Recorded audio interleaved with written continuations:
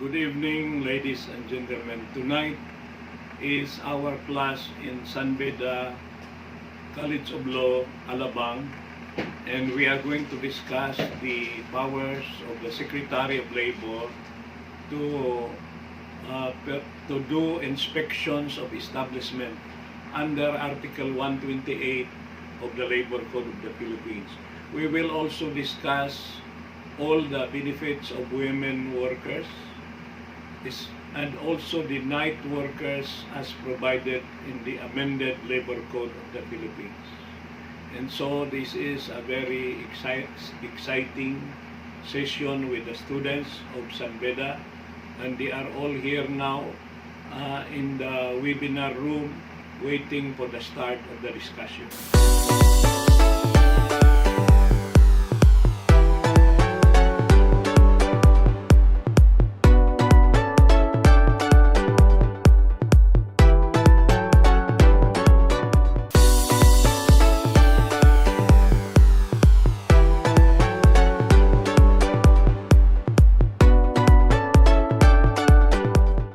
We will start our class, and if you remember, I asked you to read Article 128 up to the end of Book 3 of the Labor Code.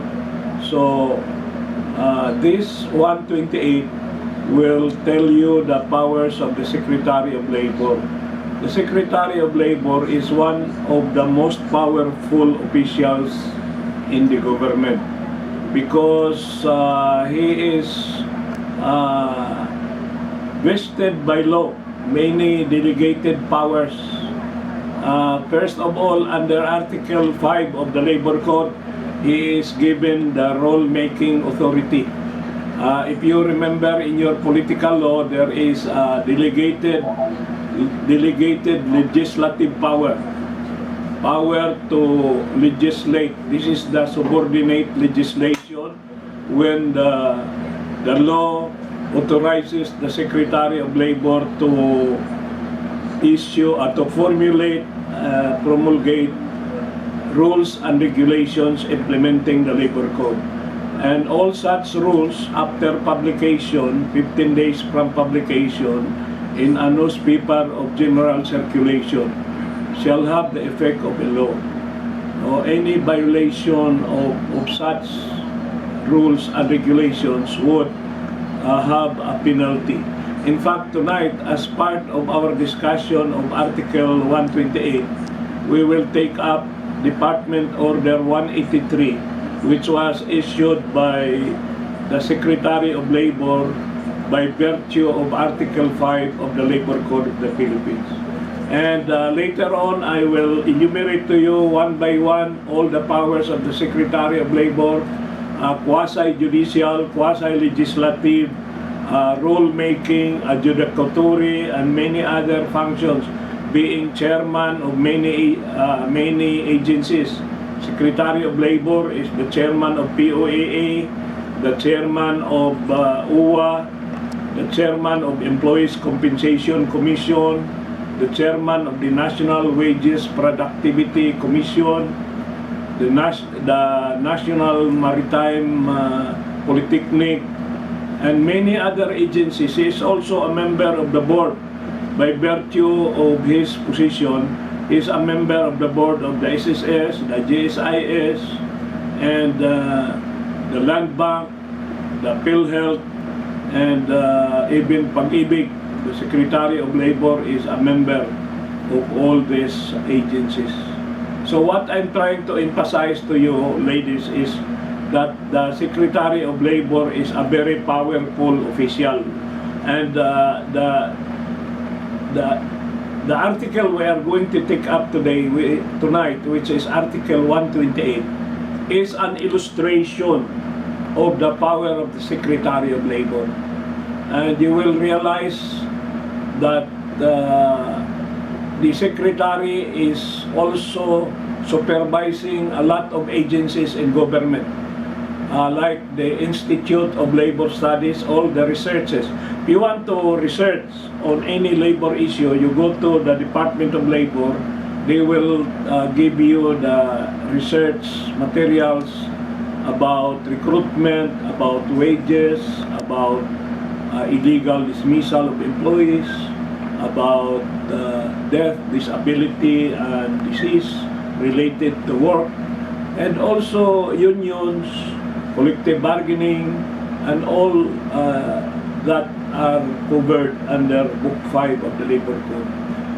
And the Secretary also is supervising the National Conciliation and Mediation Board. You will take this up in labor relations, including the National Labor Relations Commission. The National Labor Relations Commission, when you file a case of illegal dismissal or a case where your money claims exceeds 5,000 pesos, you go to the NLRC. And the NLRC is also under the umbrella of the Department of Labor and Employment. The National Maritime Polytechnic, I used to be I was the executive director of this. This is a very big maritime institute training all the seafarers right in the foot of the San Juanico Bridge in Leyte. More than 20 hectares and with so many buildings. I was the head of that agency after I came home from my assignment in Malaysia, in Kuwait, and in Taiwan as labor attaché. The National Wages and Productivity Commission, you will remember last week when we discussed the issuance of wage order, the Regional Tripartite and Wage Board, there are 17 of them distributed in the whole country. The central office of that is the National Wages and Productivity Commission. They are in charge of deciding on how much would be the minimum wage for every region. It is the board in the region, but the decision of the board is subject to review and confirmation by the commission in the national level. Then the OWA now is a very relevant agency in the light of more than 200,000 OFWs coming home because of the global crisis brought about by the virus. So OWA is in charge of repatriation, anything that will happen to a Filipino worker abroad, disease, death, disability, victims of crimes. It is the OWA that is in charge. The POAA is in charge of the recruitment and deployment. But the OWA, from the time the OFW arrives in the foreign destination, up to the time he comes home, the OWA will take care of him, including the reintegration of the OWA. Right now, they are giving $200 for every OFW that is dislocated abroad.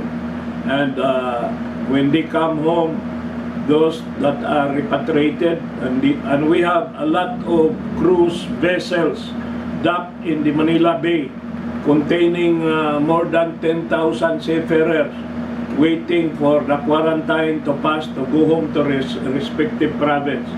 It is the OWA that takes care of their hotel accommodations and also their passage and their transportation to their respective provinces in the whole Philippines. Do you know that the Professional Regulation Commission is now under the Department of Labor?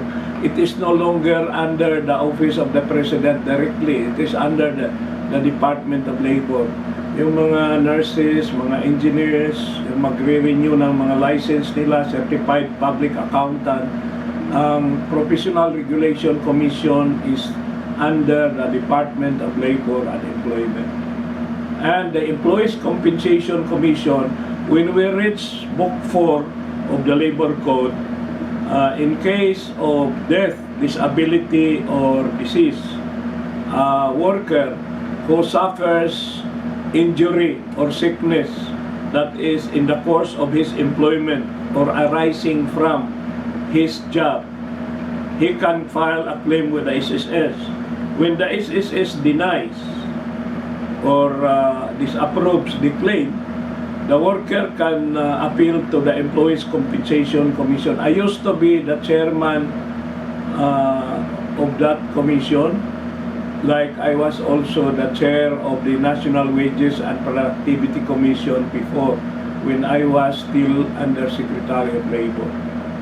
Then the Occupational Safety and Health Center, which is located in Quezon City, this is the institution that is in charge of the research, the training of the safety officers, and the implementation of Book 4 of the Labor Code, and all matters pertaining to safety and health in the workplace.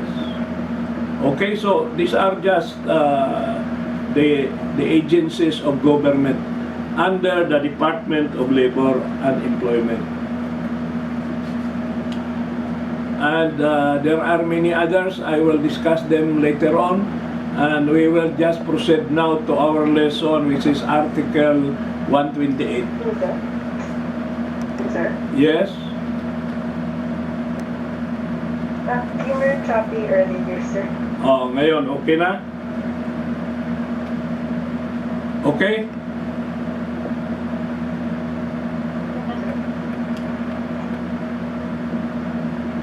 Can you hear me now? Yes, sir. Sir. Can I ask Miss Uwasan to read the first paragraph of Article 128?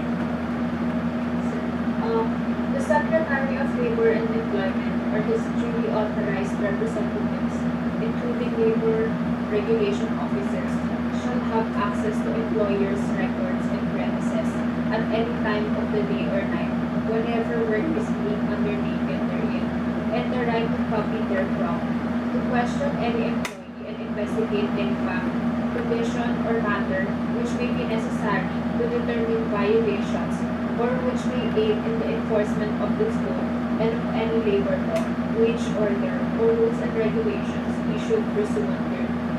Okay, ladies and gentlemen, there is no need for the Secretary of Labor to obtain a writ from the court or a search warrant. There is no need for a search warrant. The Secretary of Labor himself and the duly authorized representative. Sino-sino itong mga duly authorized representative? Dalawa lang. Isa ang regional director, pangalawa yung LRO, Labor Regulation Officer, na tinatawag ngayon na inspector. So ang regional director o ang inspector, without the need of obtaining a search warrant, can go to any establishment. When I say establishment, that means any company, any factory, any office, any vessel. They can embark on any vessel, any plane. They can go inside and inspect. They have the right to examine the payroll, the records, the books of accounts, the records of remittances to the SSS, Pag-ibig, PhilHealth, because this is the way by which the government will determine whether the companies are complying with labor laws. Do you hear me? Do you understand? Yes, sir.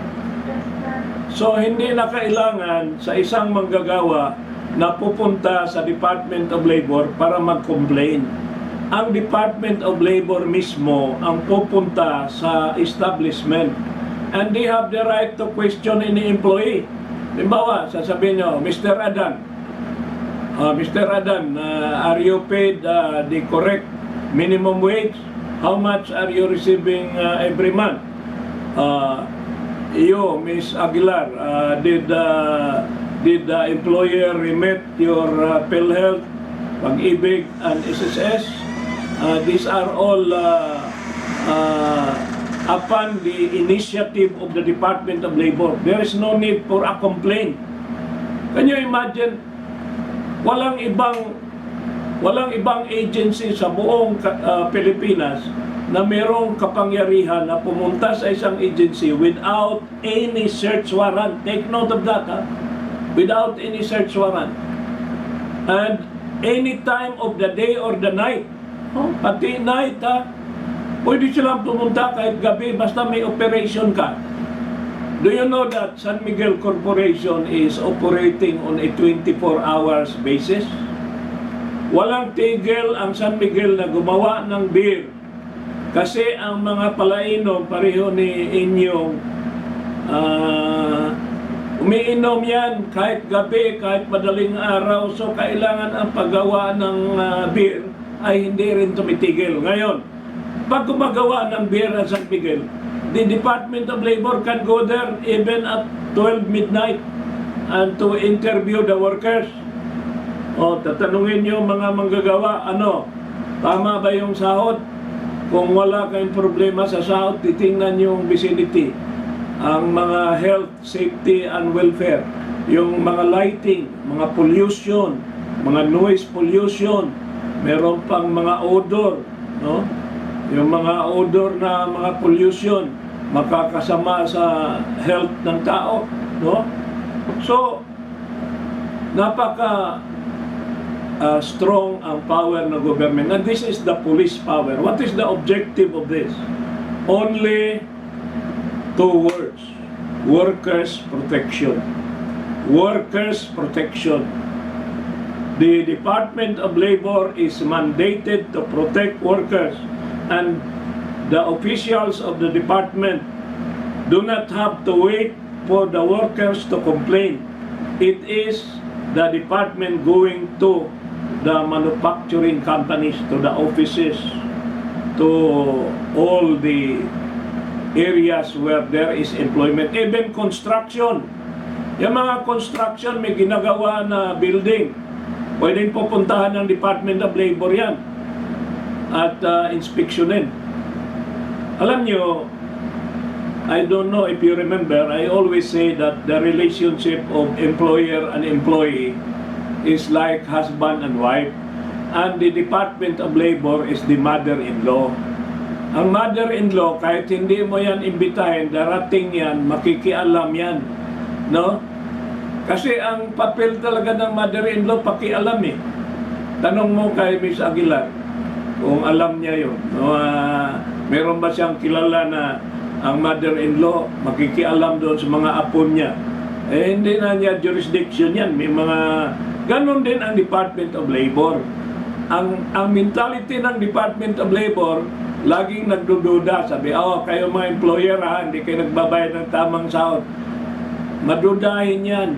Pero trabaho nila yun eh. That is their work. We cannot blame them. They are only doing their job. Okay? Do you have any question about the first paragraph?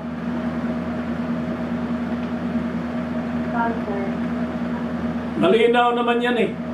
Ang hindi lang labor law, hindi lang labor code ang ini-enforce. Any labor law. Tingnan mo any labor law. Ano yung mga labor law? Like kasambahay law, yung mga overtime, yung mga batas sa maternity leave. Wala naman sa labor code yan. 13-month pay, wala sa labor code. It's a separate law. Yung mga anti-sexual harassment, wala yan sa labor code. But this can be inquired into by the Department of Labor because ang nilagay dito, enforce this code and any labor law, any wage order, any rules and regulation issued pursuant to the labor code. Kuhaan nyo yan. Very clear yan next paragraph.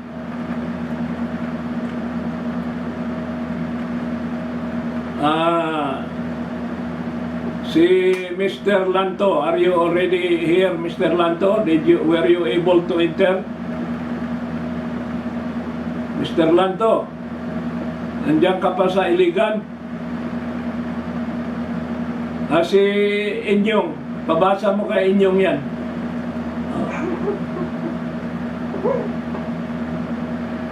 Nandiyan si Inyong? Basahin natin. Sir, letter B, nagpagsipan ninyo ng article about the work and not for about the basis for the relationship of employer-employee services. The Secretary to running the speedy authorized representative shall have the power to issue compliance orders to implement related standards and conditions of the school and the other labor based on the findings of labor employment and enforcement officers who test their safety engineers with the in-person inspection. Okay. After the inspection, kung halimbawa ikaw, Miss Patricia Lee, ikaw ang inspector, ang regional director mo si Director Jico Medina. Sabi ni Director Medina, Miss Patricia Lee, I am giving you an authority to inspect the establishment of Miss Aguilar. Puntahan mo sa Las Piñas yung mga establishment na pag-aari ni Miss Aguilar. Tapos, inspeksyonin mo. Tingnan mo yung mga payroll. Kung may mali na computation sa overtime pay, gumawa ka ng report. So, si Miss Patricia Lee ay gagawa ng report. Ngayon, after nakita ni Director Medina, maraming violation. So, anong gagawin niya? Mag-issue siya ng compliance order. Compliance order. Ano ba yung compliance order? Sabihin doon, to Miss Veronica Aguilar, President Aguilar Corporation, based on the findings of our labor inspector, Patricia Lee, conducted on June 1, 2020, the following violations were observed. Number 1, number 2, number 3, number 4. And upon the interview of your workers, we were able to confirm that there are really violations. So, therefore, you are hereby given 10 days. 10 days lang to comply. Tapos sasabihin ni Miss Aguilar, hindi man lang ako binigyan ng due process, isyuha man lang ninyo ako kaagad ng order, that is depriving me of my property without due process of law. Sabi naman ng ni Director Medina, that's why we are giving you 10 days.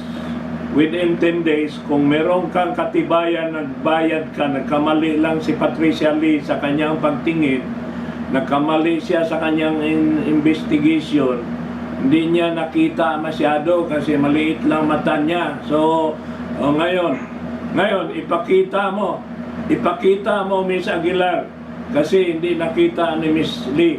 So, you have 10 days. Kung makita natin na nagkamali pala si Miss Lee sa kanyang observation.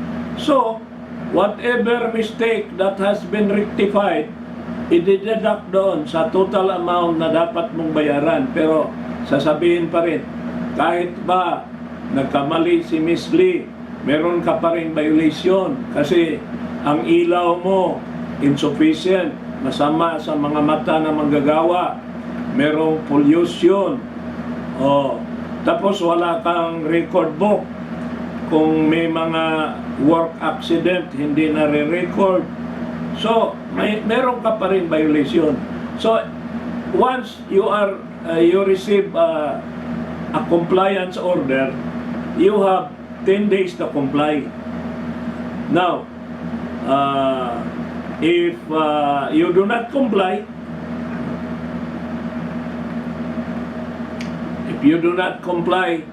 then if you question, talagang questionin mo yung order ng Department of Labor, pupunta ka ngayon sa appeal. Mag-appeal ka. Saan ka mag-appeal? Mamaya malaman natin sa next paragraph. Kasi hindi maganda yung taong walang appeal. Kailangan may appeal ka. Do you have any question on the second paragraph? Sir. Okay. Mr. Joshua Juna, ano ito? Ano apelyido nito? Si Agustin. Mr. Agustin, are you here? Yes, sir. Okay, can you read that? Can you read that paragraph?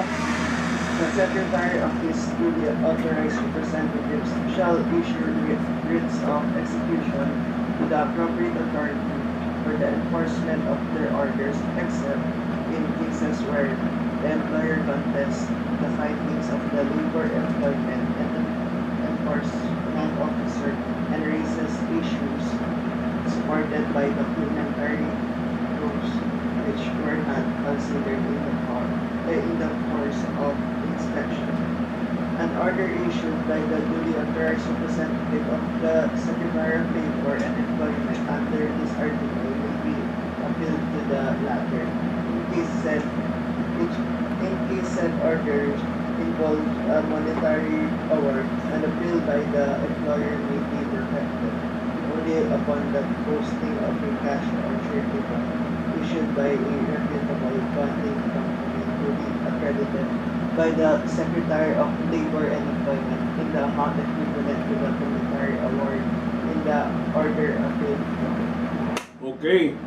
So, now, using the same example, because of the inspection conducted by Labor Regulation and Employment and Enforcement Officer Patricia Lee, the Regional Director Medina issued an order to the company owned by Ms. Aguilar to pay 5 million pesos.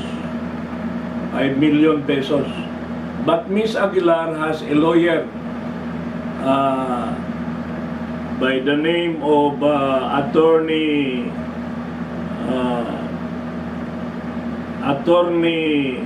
Khalid Ayunan. And Khalid Ayunan, as a lawyer, has raised many issues, and he supported this with documentary proof na itong mga dokumento na ito hindi nakita ni Miss Patricia Lee.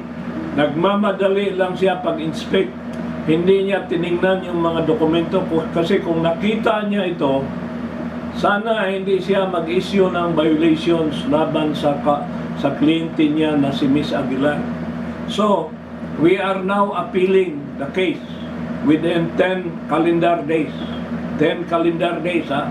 Hindi 10 working days. 10 calendar days. Sa Office of the Secretary of Labor and Employment. So, if your company is in Bigan, Ilocos Sur, that is Region 1. You appeal in Manila. That is the Office of the Secretary of Labor in Intramuros. But you can submit your appeal in Bigan, and it is the director who will forward your appeal to Manila. You don't have to go to Manila. If you are in Sultan Kudarat, or if you are in Jensan, you file your appeal in the regional office, and the regional director will forward that to the Office of the Secretary of the Department of Labor. So anong ground ng appeal? Ang ground ng appeal ay grave abuse of discretion. Mamaya, isa-isahin ko yan. Meron pang another ground, yung tinatawag na serious errors in the findings of facts, which, if not corrected, will cause grave and irreparable damage to the company of Ms. Aguilar. And another is question of law. Sabihin na, nagkamali ang inspector si Ms. Patricia Lee dahil hindi niya binasa yung batas, no? Kung nabasa niya ang batas, hindi siguro niya naintindihan kasi question of law itong sinubmit ng abogado ni Miss Aguilar. So, the fourth ground is graft and corruption, pero bihira lang abogado gumamit nito kasi mahirap na ito patunayan. Sabihin na ito si Patricia Lee kasi meron siyang boyfriend na empleyado dyan, so conflict of interest siya, kaya pinaburan niya yung mga empleyado. So this is a violation of the Anti-Graft and Corrupt Practices Act. So we are raising this as a ground, no? So lahat ng any of that ground is enough, even one of the grounds.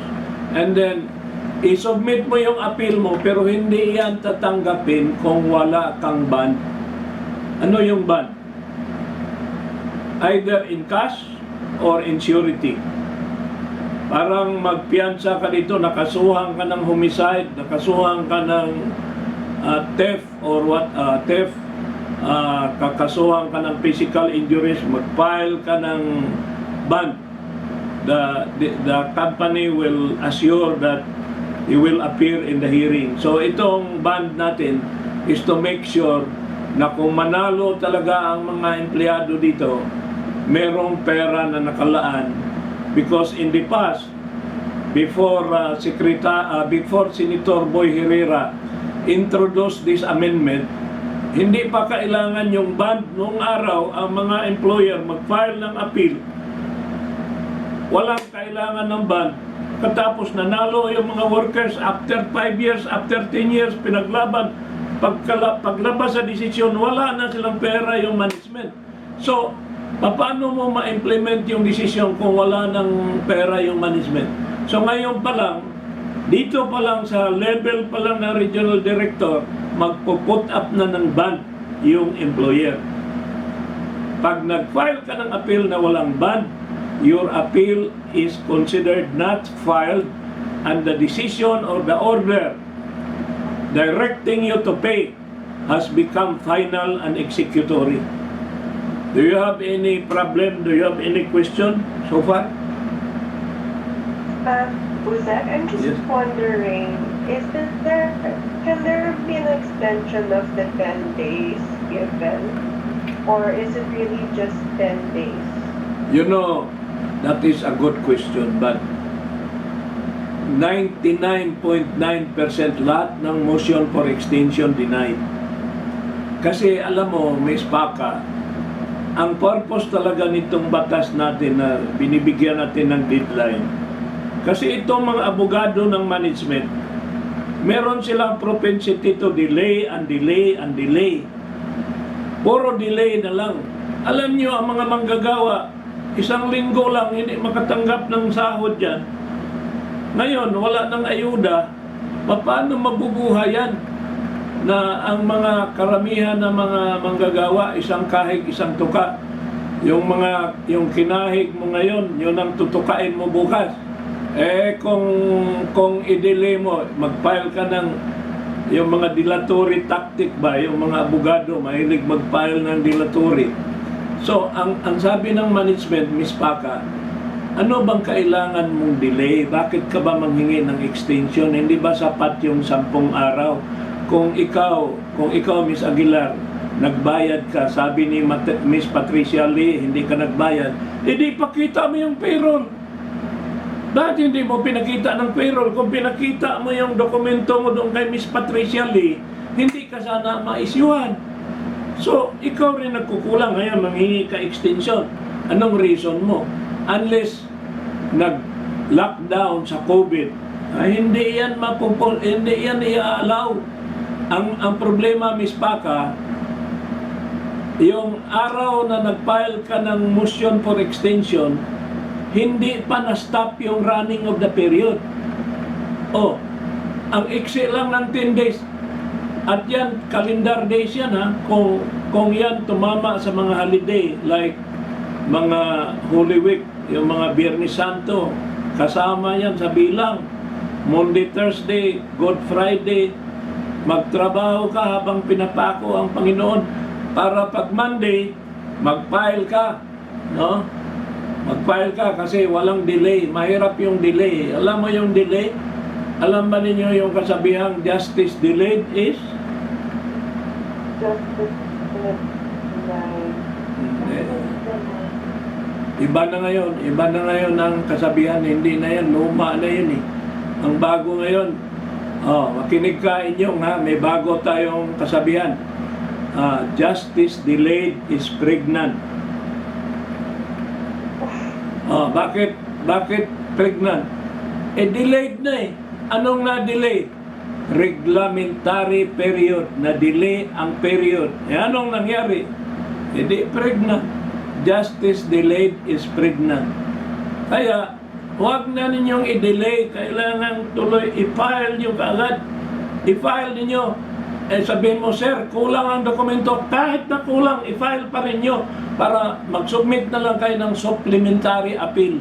Huwag ninyong isipin na maghintay pa kayo na kompleto yung dokumento. Basta makakomply kayo sa 10 days. Yan ang tandaan nyo ha, pag naging abogado kayo. Huwag kayong ma-delay.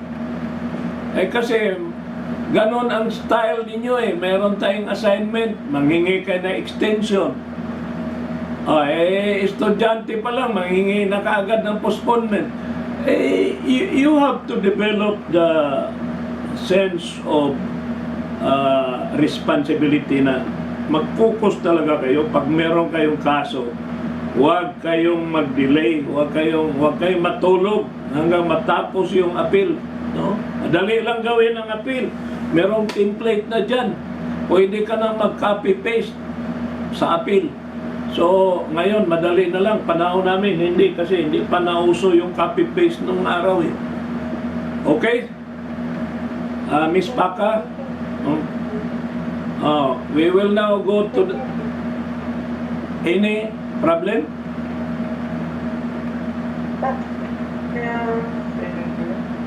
Okay?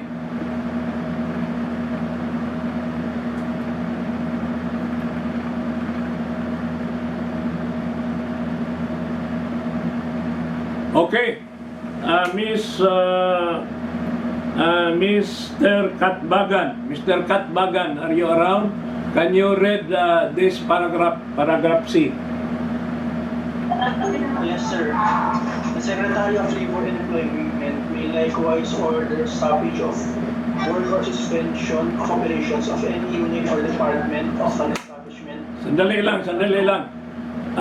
lang. Yung mga hindi nagsalita, can you mute yourself para hindi tayo maingay? Please proceed, Mr. Katbagan. Can you repeat? Oh, yes, sir. Letter C. The Secretary of Labor and Employment may likewise order stoppage of work or suspension of operations of any unit or department of an establishment when not compliance with the law or implementing rules and regulations possesses grave and imminent danger to the health and safety of workers in the workplace. Within 24 hours, a hearing shall be conducted to determine whether an order for the stoppage of work or suspension of operations shall be lifted or not. In case the violations are reputable to the fault of the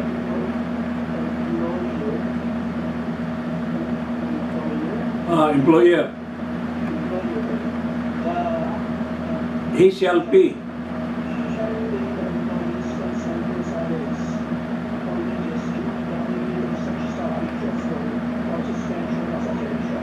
Okay. Suppose Mr. Uyek, Gabriel Uyek is the owner of a construction company and he is constructing a 100-story building in Rojas Boulevard. And in the course of the construction, there was an accident that happened. There was a collapse of a portion of the building, causing death to 5 construction workers. The Secretary of Labor, right then and there, without asking any question, can order immediately stoppage of work. stoppage of work. Ang tawag niyan ay WSO. Ano yung WSO? Work Stoppage Order. Work Stoppage Order. WSO. Ngayon, ang hearing, the hearing will come after the order of stoppage.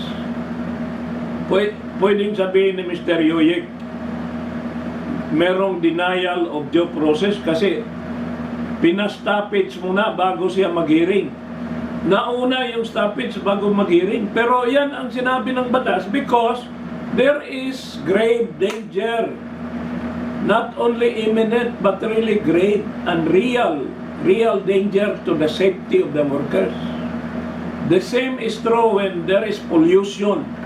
Yung mga obnoxious chemicals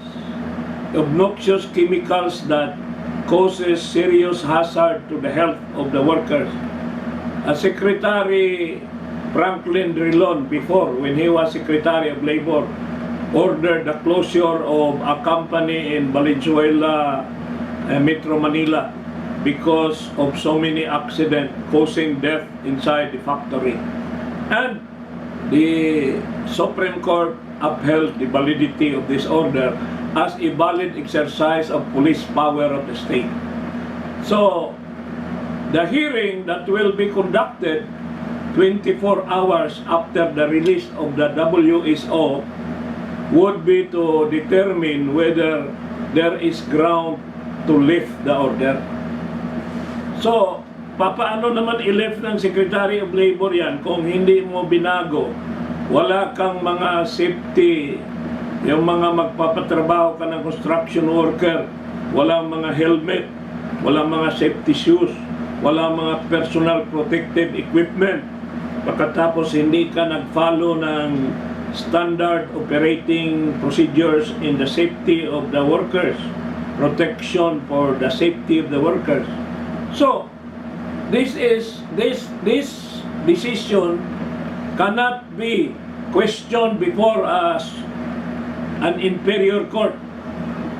No inferior court is authorized to issue a temporary restraining order or any injunction ordering the Secretary of Labor to lift the work stoppage order.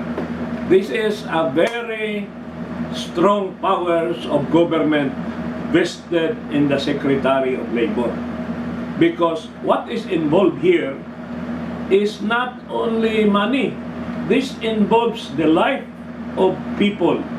And the Labor Code precisely is intended to afford full protection to labor pursuant to Article 13, Section 3 of the 1987 Constitution, where the state is mandated to afford full protection to labor, local or overseas, organized or unorganized.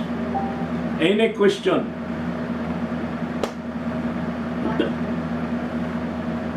Walang magtanong? Malinaw, ha? Very, Yes, sir. very clear. Okay. Ladies, I told you earlier that no inferior court, in other words, only the Supreme Court can issue.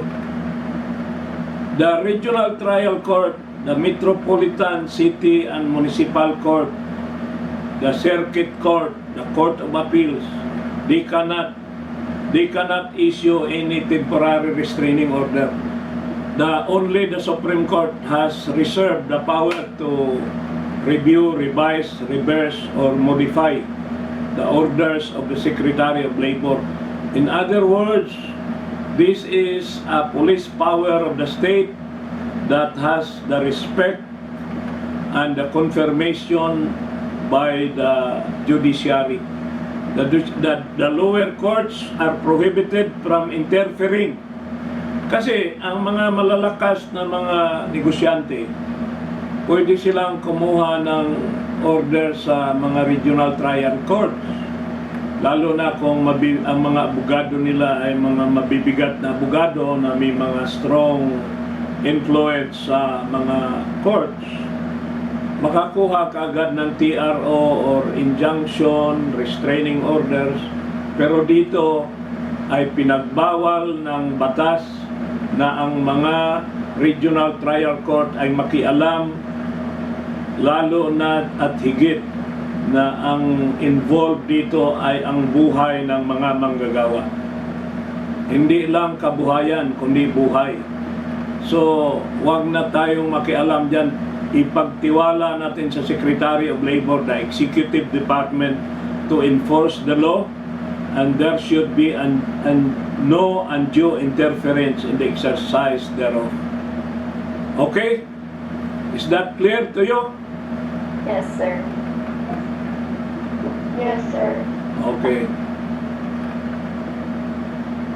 By the way, yung sinabing unlawful, every time you say the word unlawful, you go to Article 305 of the Labor Code, because the penalty, there is a penalty imposed. Pareho ng sinabi doon sa Bukuan, yung prohibited act sa illegal recruitment, may mga prohibited act na sinabi ang Republic Act 8042, amending Article 34 of Book 1 of the Labor Code. Pag unlawful, prohibited, they are all covered by Article 305, which is the penal clause. The Labor Code has a penal clause. Certain offenses are penalized by imprisonment or fine or both at the discretion of the court. Okay? So we will proceed to the next. Miss Rustia. Are you here, Miss Rustia? Absent si Miss Rustia. Si Mr. Carrasco. Absent din. Si Miss Agabaw. Wala rin. Wala na yata ang tao dito. Nandyan pa ba kayo? Yes, sir. Yes, sir. Oh, Miss Ego Banasin Ego. Yes, sir. Pakibasa lang. Ego Ogan. Letter E. Yes, sir. Letter E. Any government employee found guilty of violation of or abuse of authority under this article shall, after appropriate administrative investigation, be subject to summary dismissal from service. Sunod na din po yan. Sige. Proceed. Letter F. The Secretary of Labor and Employment may, by appropriate regulations, require employers to keep and maintain such employment records as may be necessary in aid of his disciplinary and enforcement powers under this code. Okay. Yung letter E, pag may corruption, limbawa, yung example ko kanina, si Miss Patricia Lee, tapos ang may-ari ng kumpanya, si Miss Aguilar. Sabi ni Miss Aguilar, Miss Lee, mag-classmate naman tayo sa College of Law. Huwag mo na lang kung lagyan ng violation. Pwede ba bibigyan kita ng isang one trip, all expenses paid to, I will give you a ticket to Lebanon. Lebanon talaga, walang iba. And that is corruption. Corruption yan. Kung pumayag si Miss Lee, pwede siyang ma-found guilty dyan, and she will be dismissed summarily. No? Because kuan yan abuse of authority at saka corruption, that is punishable by summary dismissal. Wala na masyadong maraming investigation. Summary dismissal yan, parang summary deportation yan. No? Kung halimbawa naman hindi naman tumanggap si Miss Lee ng pera kasi mayaman naman siya, pero yung napatunayan na kaya niya yung ginawa na binigyan niya ng maraming violation si Miss Aguilar kasi meron siyang boyfriend doon, empleyado, at nagsisilos siya kay Miss Aguilar kasi yung boyfriend niya laging kausap si Miss Aguilar. So ginamit niya yung kanyang power, abuse of authority. Pwede rin siyang masubject to summary dismissal because of that, kahit hindi siya tumanggap ng corruption money. So ito ay isang provision of law also to protect the employer kasi merong mga government employee na mga abusive, sobra-sobra na sila sa abuso ng kanilang power, sumusobra na sa bounds. So meron din namang protection ang mga employer kasi kung papatayin na natin ang employer, nire-require natin magbabayad ng tax, tapos ang daming benepisyo sa mga workers, tapos ngayon pahirapan pa natin sa mga ganitong abuso ng mga public official, dapat meron din namang safety net ang mga employer. This is to balance. Pang-balance din ito no? Then itong panghuling paragraph, itong records. How can you manage a company without records? Sabihin mo, nagbayad ka sa mga empleyado mo, wala ka namang payroll. Kahit ang empleyado mo, kasambahay lang. Ikaw, kamo, lahat kayo may mga kasambahay. Meron ba kayong payroll sa kasambahay ninyo? Kung pasusubmit ng Department of Labor, napasahod ba ninyo o yung kasambahay mo magalit sa'yo, tapos magreklamo, sabihin, sir, hindi ako binayaran 1 taon. O ngayon, sasabihin ng Regional Director, ipakita mo yung proof na nabayaran mo yung kasambahay mo. Wala kang may pakita. Di magbayad ka ulit. Kaya kailangan yung records. Do you understand me? Are you here? Yes, sir. Oh. Yes, sir. Yes, sir. No matter how brilliant a lawyer you are, if you do not have a document, you cannot win your case.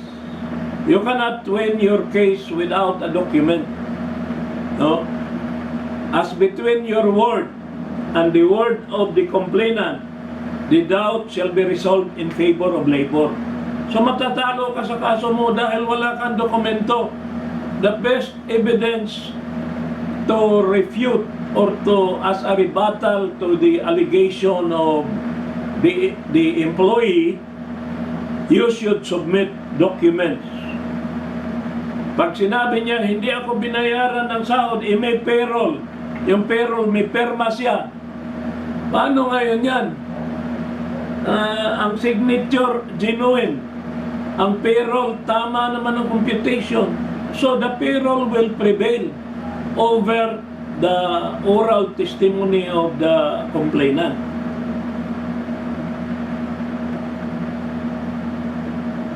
Any question?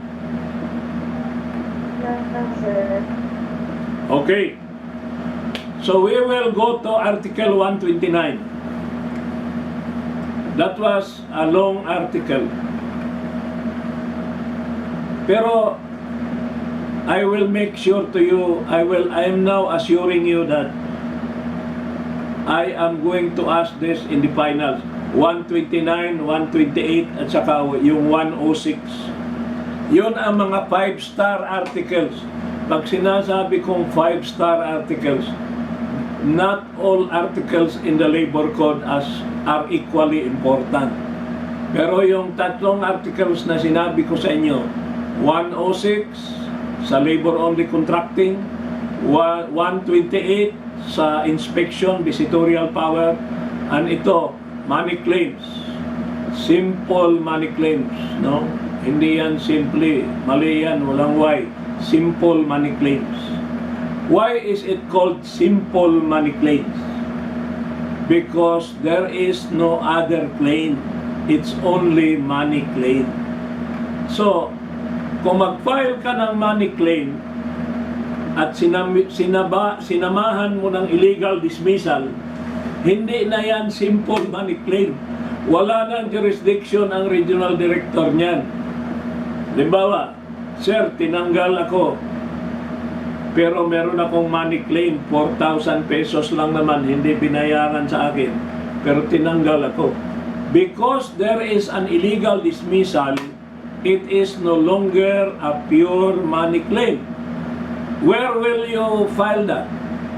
It is not under Article 129. It is now under Article 224, formerly 217. That is in labor relations, but we will take that up. And that is illegal dismissal with money claims. It is not a pure money claims. Pag pure kasi, walang halo. Pero hinaluan mo ng ibang claim like unfair labor practice, illegal dismissal, it's no longer pure money claims. Okay? Mr. Hortensio, are you here, Mr. Hortensio? Yes, sir. Oh, can you read that? Article 29, recovery of wages, for money claims and other benefits. Upon complaint of any interested party, the regional director of the Department of Labor and Employment or any of the duly authorized hearing officers of the department is empowered to summary proceed, and after due notice, to hear and decide any matter involving the recovery of wages and other monetary claims and benefits, including legal interest owing to an employee or person employed in domestic or household service or house helper under this code, arising from employer-employee relations, provided that such complaint does not include a claim for reinstatement, provided further that the aggregate money claims of each employee or house helper do not exceed 5,000 pesos. Okay. Mr. Hortensio. Yes, sir. Suppose Mr. A, Mr. B, and Mr. C filed a claim before the regional office under Article 129. Regional director have jurisdiction over their case. Only in the case of complainancy, sir. Because you give the reason.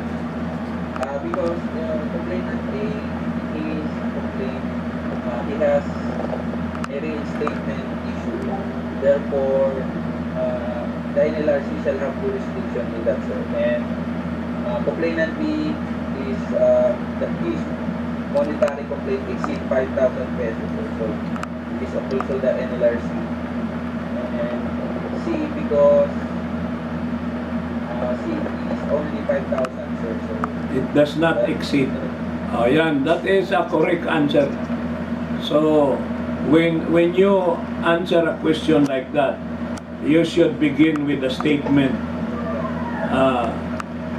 I beg to distinguish my answer.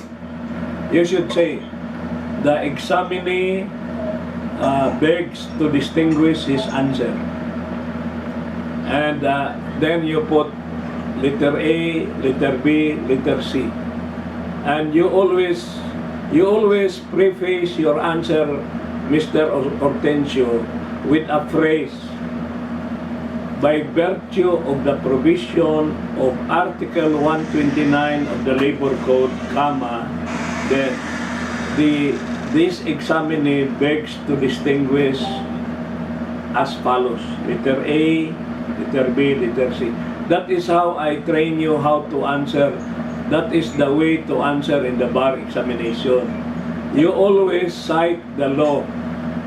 Now, ang tanong dyan, sir, kung halimbawa nakalimutan namin yung article number, it is possible that you forget the article number. You can say, based on the provision of Book 3 of the Labor Code. Kasi, pag tungkol sa money claims, Book 3 talaga yan. Eh kung sabihin pa ng tao, sir, nakalimutan ko, Book 3 ba, nalito na ako, Book 3 ba yun o anong book? So sabihin mo, according to the provision of the Labor Code, you must have a basis. No? Are you following me, Mr. Hortensio? Kasi pag sinabi mo lang ang answer mo, only C. You are only expressing your opinion. You do not cite the law. Ang batas na sa harap mo, dapat lahat ninyong answer, ha? Ladies, are you listening to me? Ladies and gentlemen, you Yes, sir. Yes, sir. you must always say, based on the provision of law, then comma, bago ka sumagot. Kasi kailangan itanim mo you anchor your answer to a provision of the law. That is the discipline of a lawyer.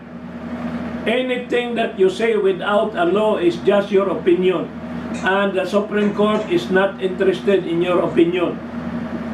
You have to base all your statement on a provision of law.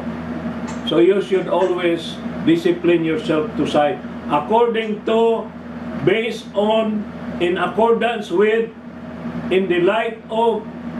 Yan ang mga sagot ng abogado. Kasi yung mga sabi na, uy, sisilang. Ayan ang mga sagot ng mga tsismusa. Parang, alam mo, sisilang pala ang makapasa doon, yung A at hindi. Ay di, parang nagsasalita lang kayo sa kanto. Pero pagka nag-train ka ng abogado, lagi ka nag-umpisa na, in accordance with the provision of the labor code, naku, mabigat na kaagad ang dating. Pag nag-umpisa kayo ng ganong statement, so will you promise me that you will adopt that kind of discipline in all your subject? You have to base your answer in a provision of law. No? Kaya minsan hindi nabibigyan ng mataas na grado yung mga answer nyo. Sasabihin nyo, sir, bakit mababa lang yung grado ko? Tama naman. Wala kayong basis eh. You don't have a basis. You must have a basis. Okay? Yes, sir. Okay. Mr. Gomez, are you here, Mr. Gomez? Wala. Nasa quarantena, na quarantine. Miss Castro.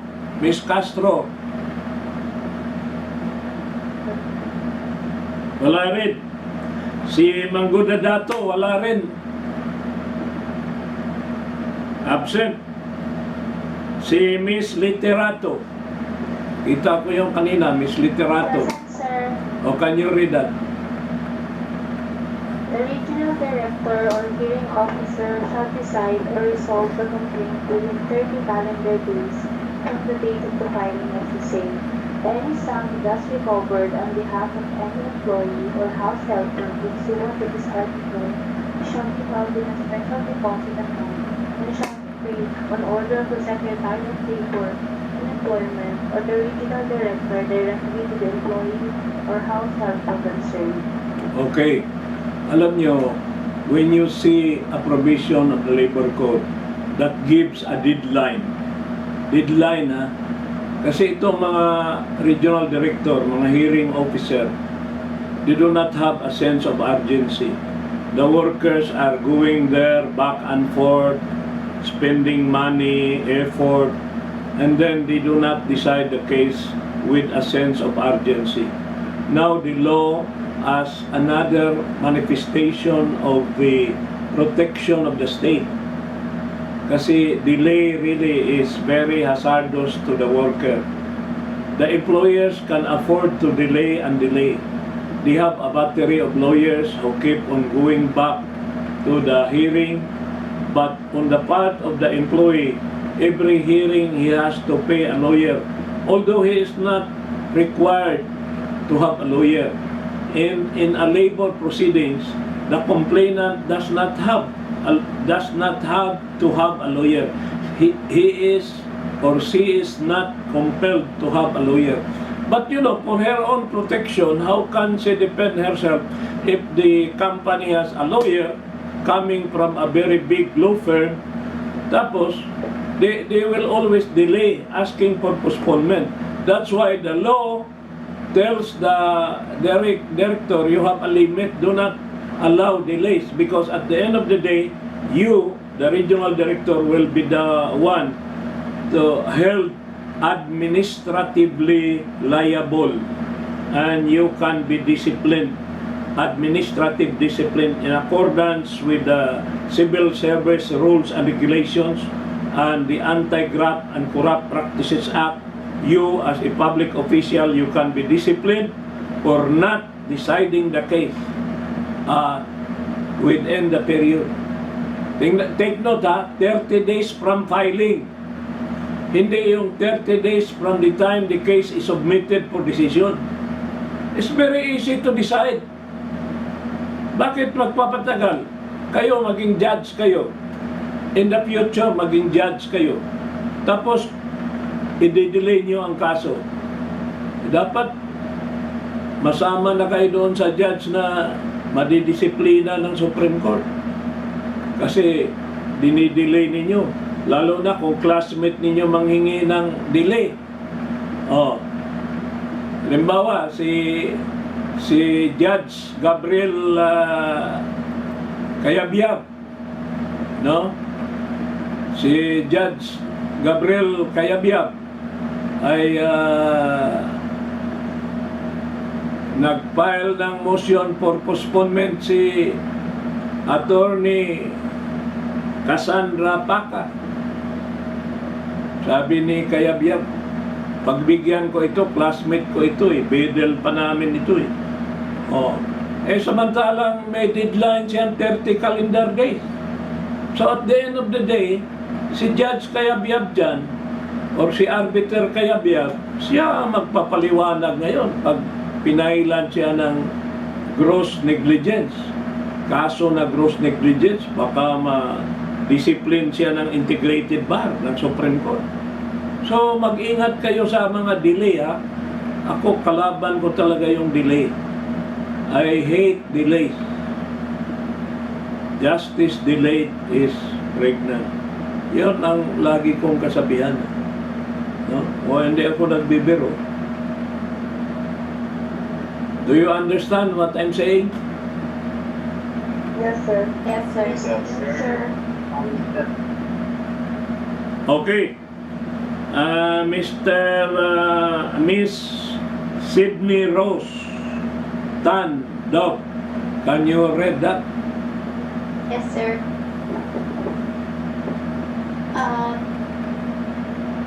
Any such sum now paid to the employee or house helper because he cannot be located after diligent and reasonable effort to locate him within a period of 3 years shall be held as a special fund of the Department of Labor and Employment to be used exclusively for the amelioration and benefit of workers. Any decision or resolution of the regional director or hearing officer pursuant to this provision may be appealed on the same grounds provided in Article 2.3 of this code within 5 calendar days from receipt of a copy of said decision or resolution to the National Labor Relations Commission, which shall resolve the appeal within 10 calendar days from the submission of the last meeting required or allowed under its rules. Okay. Kung ikaw nanalo ka ng kaso mo, Miss Sydney, nanalo ka, pinailan mo ng kaso. Pinailan mo ng kaso si Mr. Kumigad. Mr. Kumigad, pinailan mo ng kaso. Employer mo yan. Tapos nanalo ka. Meron kang award doon na 700,000 pesos. Pero, after before na ma-release ang desisyon, nag-abroad ka. Tapos nag-asawa ka na ng foreigner. Nakalimutan mo na yung kaso mo. Hayaan mo na yung kaso. Total, nakakuha na ako ng foreigner. Ang gwapong-gwapo, ang yaman pa. So, kinalimutan mo na yung kaso mo. Yang pera na yan, itatago yan, special fund. I-deposit yan ng regional director. Hindi sa kanyang account, sa account ng Department of Labor, special fund. Ngayon, kung 3 years ikaw hindi ka bumalik, gagamitin nila yung pang-ayuda sa mga biktima ng COVID. Amelioration Oh, di ba? Pagbalik mo ngayon, after 4 years, dahil nag-divorce ka na doon sa asawa mo, hiniwalayan ka rin ng asawa mo, pagbalik mo, nasaan na yung panalo ko? Wala na, kasi nag-expire na yung 3 years. The only requirement is 3 years. Since you did not appear within that period, you have forfeited your right. You slip on your right. Sana kahit man lang ikaw ay nandoon sa abroad, nagpadala ka ng special power of attorney, inauthorize mo yung kaibigan mo dito na si Miss Uwasan, na inauthorize mo siya na siya ang mag-receive, pero wala kang binigyang authority, so wala na forfeited na yung panalo mong pera. Sorry ka na lang. Okay. Itong desisyon, nabasa mo na ba ito? Nabasa mo any decision? This will be appealed to the NLRC. Hindi nasa ito ang kaibahan ng secret ng Article 128 sa 129. Ito lalabas ito sa finals nyo. Pag natalo ka, ikaw, abogado ka ng management, natalo ka sa under 128, mag-appeal ka sa Secretary of Labor 10 days. Pero pag natalo ka sa 129, mag-appeal ka sa NLRC, 5 days lang ang appeal. Can you imagine that? And then the NLRC has only 10 calendar days to resolve the appeal. 10 days lang. Samantala doon sa kabila ay 30 days. Ito, maliit na bagay lang ito. 5,000 lang. Bakit mo patatagalin yan? 5,000 lang yung complaint eh. Okay, any question? Sir? Yes. I have a question about the 3-year period. Yes. Are there no exceptions to which that could apply, that could discredit the 3-year period? Well, ang maging exception dyan, if you file a letter or it will stop the running of the period kung ikaw ba, meron kang pending case and you just disappeared and you have a lawyer, your lawyer should file a case to hold your case in abeyance because the client is abroad. But if the lawyer did not do his job, just allow it to lapse without filing any pleading, then there is no exception. It will lapse and it will go to the government. But the government, through the DOLE, is mandated to distribute that money by way of social amelioration. Okay? Thank you, sir.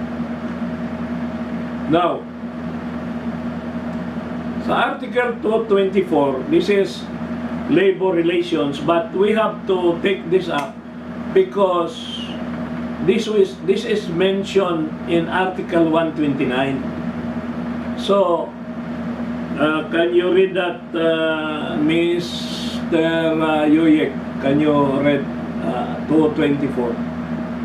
Article 224, jurisdiction of the labor arbiters and the commission. A. Except as otherwise provided under this code, the labor arbiters shall have original and exclusive jurisdiction to hear and decide within 30 calendar days after the submission of the case by the parties for decision, without exception, even in the absence of stenographic notes, the following cases involving all workers, whether agricultural or non-agricultural. 1. Unfair labor practice cases. 2. Termination disputes. 3. If accompanied with a claim for reinstatement, those cases that workers may file involving wages, rates of pay, hours of work, and other terms and conditions of employment. 4. Claims for actual moral, exemplary, and other forms of damages arising from the employer-employee relations. Tuloy mo. 5, cases arising from any violation of Article 264 of this code, including questions involving the legality of strikes and blackouts, and 6, accept claims for employees' compensation, social security, Medicare, and maternity benefits, all other claims arising from employee-employer relations, including those of a person's in domestic or household service, involving an amount exceeding 5,000 pesos, regardless of whether accompanied with a claim for reinstatement. The Commission shall have exclusive appellate jurisdiction over all cases decided by labor. Okay. Unfair labor practice is enumerated by the labor code, and you will take this up in labor relations, no? So, pag ULP na, ang tawag ng unfair labor practice is ULP, walang jurisdiction ang DOLE. Ang may jurisdiction ang labor arbiter at NLRC. Ang termination dispute ay basta illegal dismissal. Illegal dismissal, illegal suspension, illegal transfer, anything that violates the right to security of tenure, only the labor arbiter. Take note, ha, ladies and gentlemen, and I want you to listen to this. To be a labor arbiter, you must be a member of the bar. But to be a regional director, you may not be a lawyer. A non-lawyer can be a regional director. A non-lawyer can even be secretary of labor. There were many non-lawyers who became secretaries of labor, like Secretary Blas Ople, the author of the Labor Code, was not a lawyer. Secretary Patricia Santo Tomas, Secretary Nieves Confesor, Secretary I cannot Marianito Roque. They are non-lawyers who became Secretary of Labor. But to be a labor arbiter, you must be a lawyer. That's why you cannot, if you are a regional director, you cannot hear unfair labor practice and termination dispute, because this involves interpretation of the law and the rules of evidence.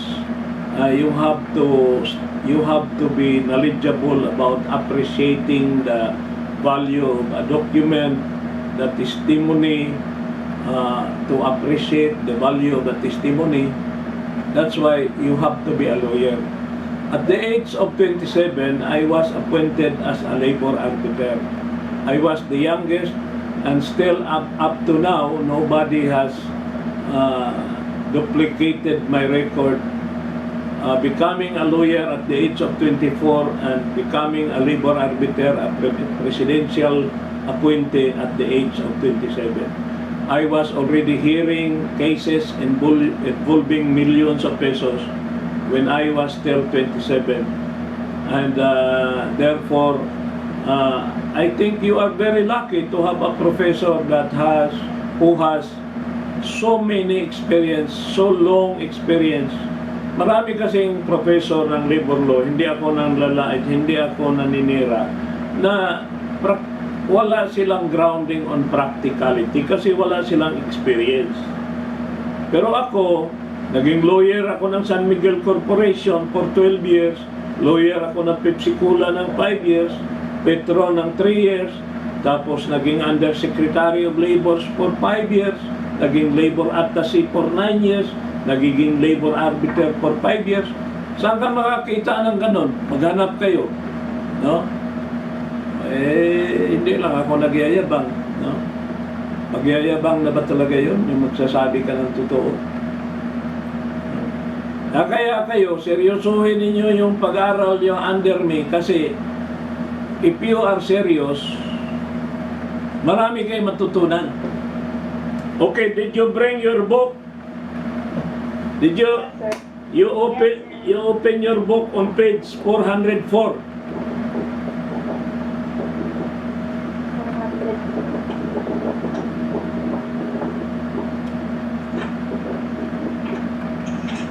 Nakita nyo? Yes, sir. Anong nakita nyo? Distinction between articles 1 to 8 and 1. Yan ang aking i-assign sa inyo as assignment. Hanggang... Hello? Yes, sir. Sino yung pumasok? At page 404 up to 418. I will ask that in the final exam. So you have to make a distinction between 128 and 129. Ganito lang ang ipaliwanag ko sa inyo. Ang 128, yung Department of Labor ang pumupunta sa kumpanya. Pero ang 129, yung complainant ang pumunta sa Department of Labor. That is the difference. Can you see the difference? Hello?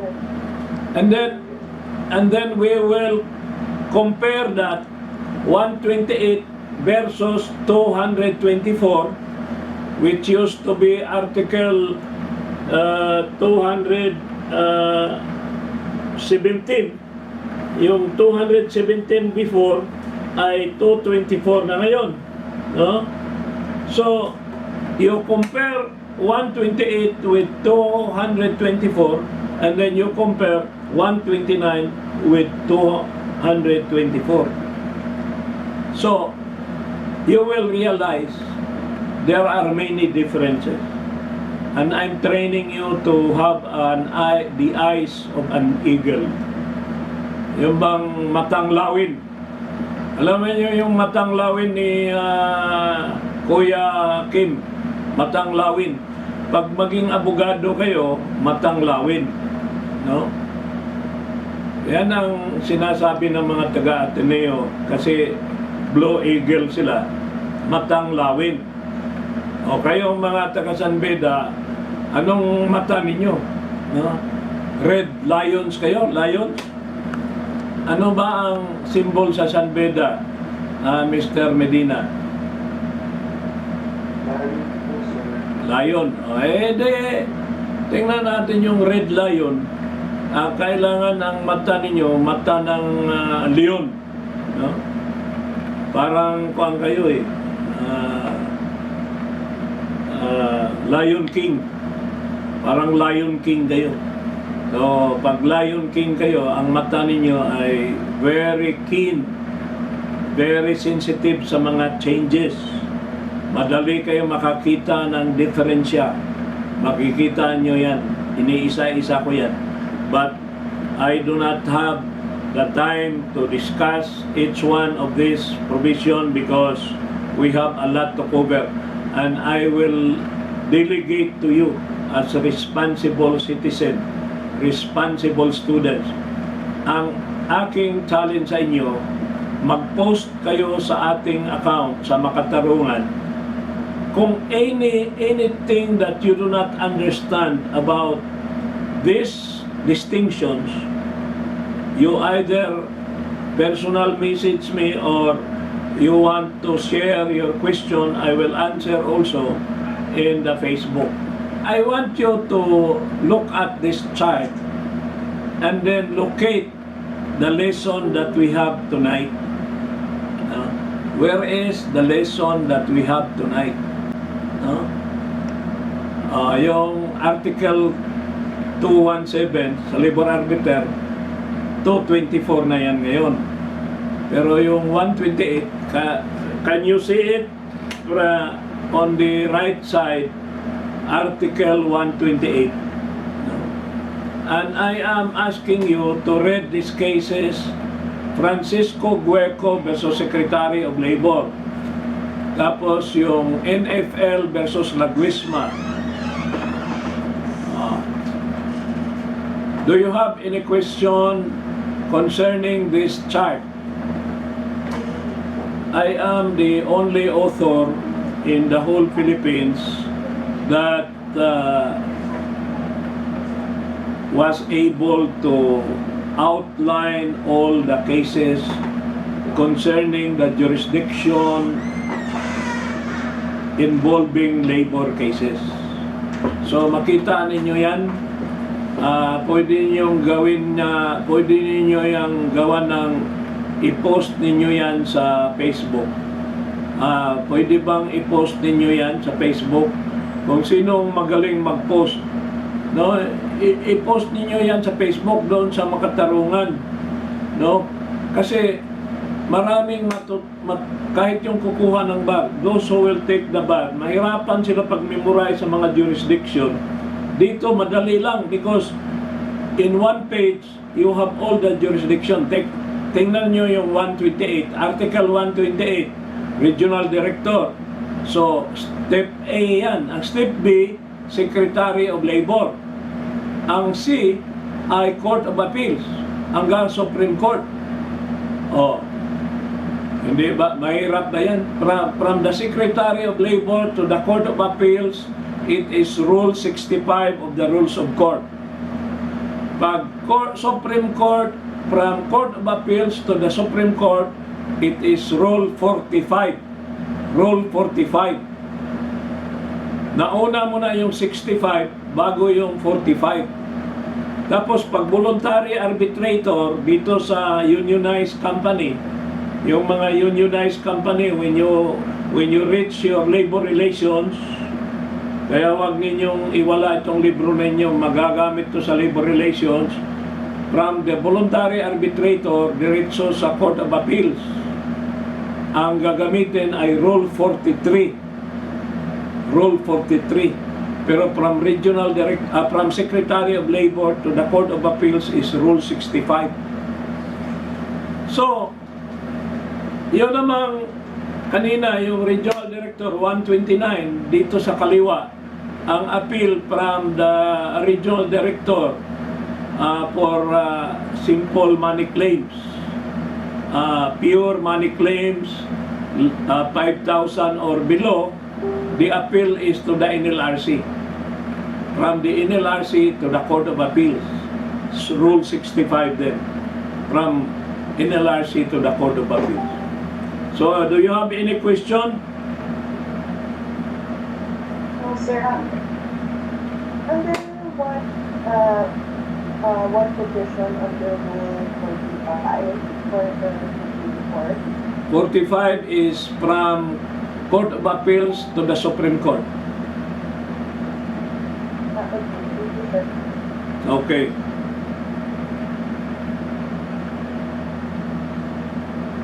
Yan, tapos na tayo dyan. We will go to we will use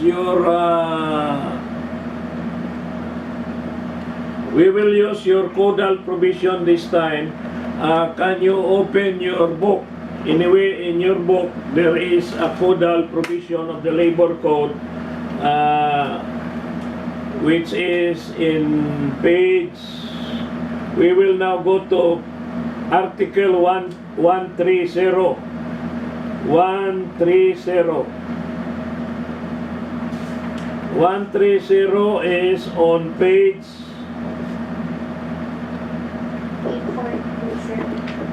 842. 842.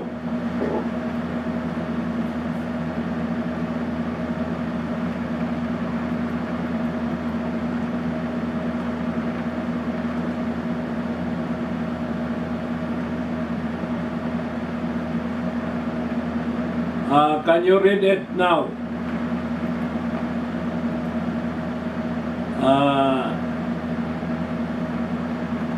Miss Buenaflor. Miss Buenaflor? Where is me? Huh?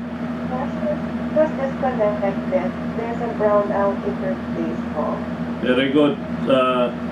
Miss Castillon. Miss Castillon? Are you around? Mr. Miss Satrin. Mr. Satrin. Mr. Bilyadulet. Bilyadulet. Vitorillo.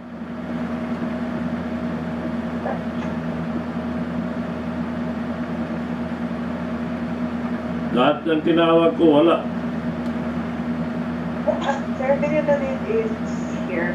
Yes, Mr. Villadulit, can you read Article 130?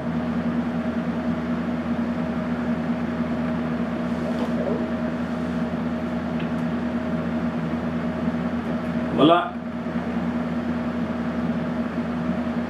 Okay, so we go to Mr. Ayunan. Mr. Ayunan. Absent. Miss Alega.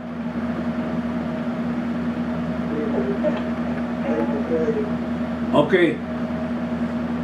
Hello, sir. Yes. Present po. Okay. Article 130, sir. Si Mr. Ayunan muna. Mamaya ka na. So 131 ka na. 131 ka na. Nandyan pala si Mr. Khalid. Mr. Khalid. Hindi makarinig. Sige, ikaw na, Marie. Ikaw na, Marie. Okay, sir. Article 130, night work prohibition. No man, regardless of age, shall No, be no man. or No woman. no man, sorry, sir. Yeah. No man, regardless of age, shall be employed or permitted or suffered to work with or without compensation in any industrial undertaking or branch thereof between 10 o'clock at night and 6 o'clock in the morning of the following day, or in any commercial or non-industrial undertaking or branch thereof, other than agricultural between midnight and 6 o'clock in the morning of the following day, or in any agricultural undertaking at night time, unless she is given a period of rest of not less than 9 consecutive hours. Okay. You know, Miss Marie, the women are special people and they have special protection. And the special protection for women is not a violation of the Equal Protection Clause because it is based on a valid classification that is germane to the purpose of the law. Do you agree with that? Yes, sir. Oh, well, then why is it that there are many call center BPO women workers violating this law?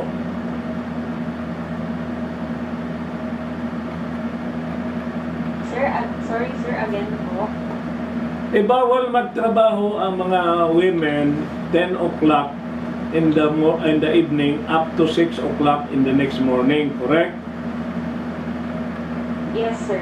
And then why is it that there are many call center agents and BPO that are operating at midnight and the women are working there? Are this not a violation of the law? It's not a violation, sir, because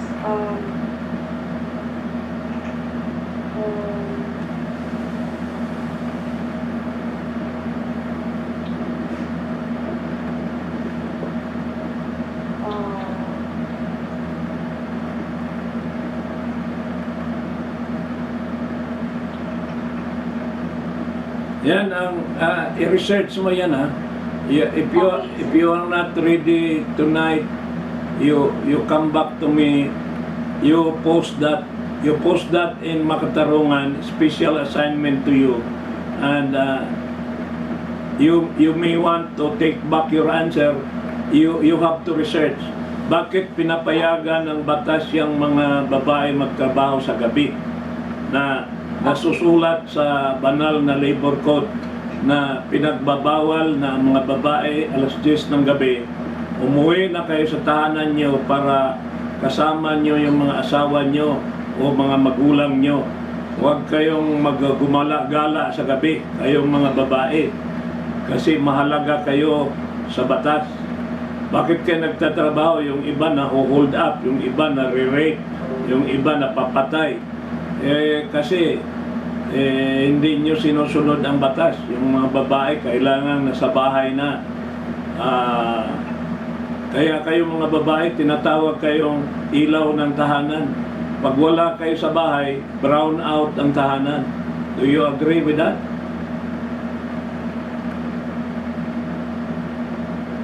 Wala na, tahimik na mga babae. Yes, sir. Yes, sir. Okay, Mr. Adan. Are you there, Mr. Adan? Si Mr. Khalid kasi parang hindi makapagsalita si Mr. Khalid. Siguro na nandoon yan sa iligan. No? Assalamualaikum na lang, Adan. So, Mr. Adan na lang. No? Basahin mo yung huwag na yung 131 because superseded na yan. 132 na tayo. Mr. 132. Yeah, proceed.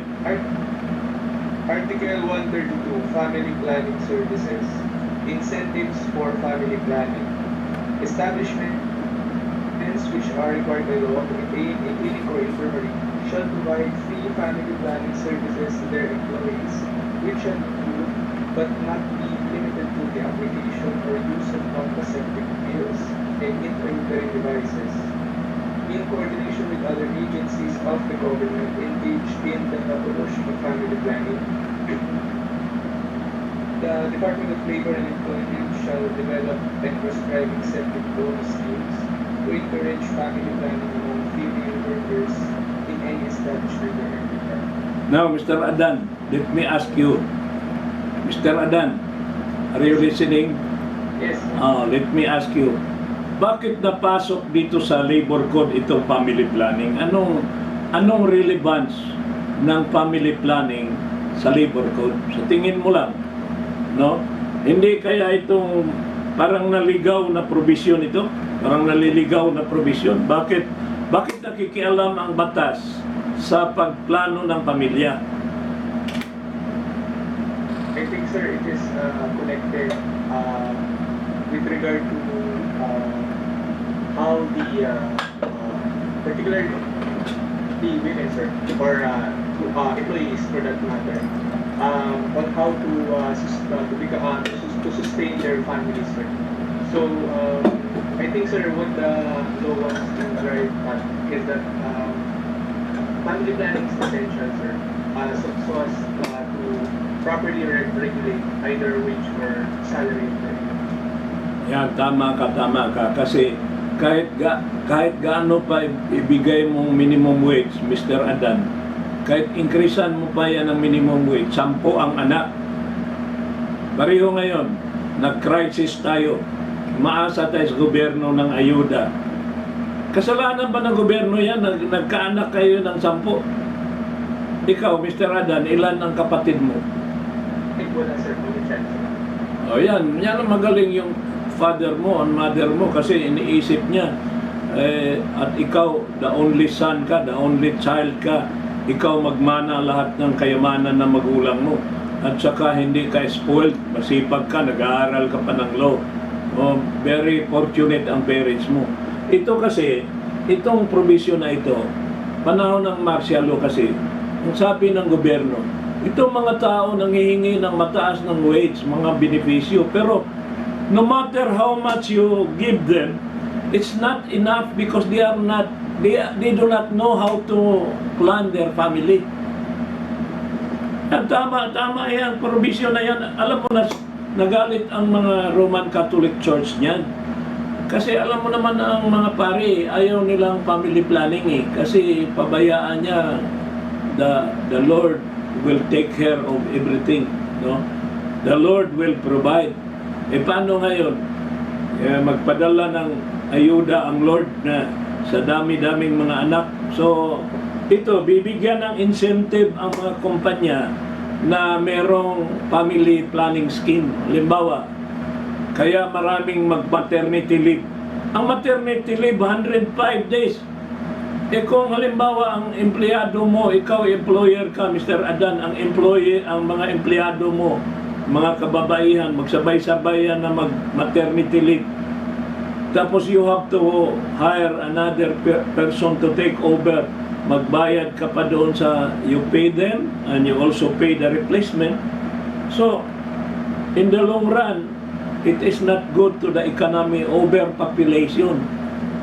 Do you know, Mr. Adan and ladies and gentlemen, that the formula for computing per capita income is gross domestic product divided by population. Are you aware of that? Yes, sir. So, kaya ang Pilipinas, napakaliit ang per capita income natin kasi ang ating population is 110 million Filipinos. Kahit batataasan pa natin economic development natin, ang maghati-hatiin mo yan, divide by the population, talagang maghihirap ang Pilipinas dahil sa sobra-sobrang population Kaya tama itong mga provision na ito. I endorse this provision because this is very relevant to the Filipinos. Sa karamihan sa inyo dito sa mga mag-classmate ninyo, wala siguro diyan nag-exceed ng more than 5 sa magkapatid, no? Ikaw, Miss Paka, nag-iisa ka yata na anak Miss Paka? No, sir. I'm the youngest. Out of how many? 3 po. 3 lang pala kasi ang mga career women, career men na focus sa trabaho, hindi itong mga nakatira sa mga urban poor settlement, wala silang ibang libangan kundi ang cottage industry nila is baby making. The number 1 cottage industry is making baby. Kaya na problema ito Kaya nilagyan ito. Tama lang itong provision na ito. Kayo ba, is there anybody of you who disagree with me? Do not be afraid to disagree. Ako, I believe that we must undertake family planning. Ikaw, Sydney, anong masasabi mo, Sydney? Yes, sir. Do you agree with that? Yes, sir. I agree. So, Kasi, ilan ang kapatid mo? 3 po kami, sir. Yan, biro mo. Yan na, pinakamarami na yan. So, kayo, hindi kayo hirap sa buhay. Kayo ay masagana ang pamumuhay nyo kasi kukunti lang ang gagastusan ng parents mo. Yes, sir. Ako, I'm the eldest in 18 kaming magkapatid. Isa lang ama, isang ina. Hirap na hirap kami sa buhay kaya nag-working student ako. Naging janitor ako kasi pag hindi ako magtrabaho, hindi ako maging abogado. Biro mo 18. Yung nanay ko matawagan lang sa telepono, nabubuntis na. So, dumami kami ng dumami. Kita mo? Masyadong in love yung father ko sa mother ko. Merong isang taon, 2 beses manganak ang mother ko. Yung manganak ng January, manganak din ng December, manganak ng November. Sobra-sobra ng hirap sa aming buhay. Kaya ako naniniwala dito sa family planning. Okay ba sa inyo yan? Yes, sir. Yes, sir. Okay. Sir. Thank you, ladies and gentlemen, for 3 hours. We have discussed the topic very thoroughly. We have cited some cases and give examples to the provisions of law. And the students were allowed to participate by reading and helping in interpreting the labor code insofar as it gives protection to workers, especially those who are assigned at night time. These are new provisions in the Labor Code of the Philippines in the light of the emergence of the BPO and the call center industry in the world, which made the Philippines the number 1 in terms of number of employees. and the second one is India, because of the facility of the Filipinos in the English language. So I'm very happy for the attendance and also the participation of the students. And also, please don't forget to visit, to comment, and to like, as well as to subscribe my new YouTube channel by just typing the words USEC JBJ. Thank you.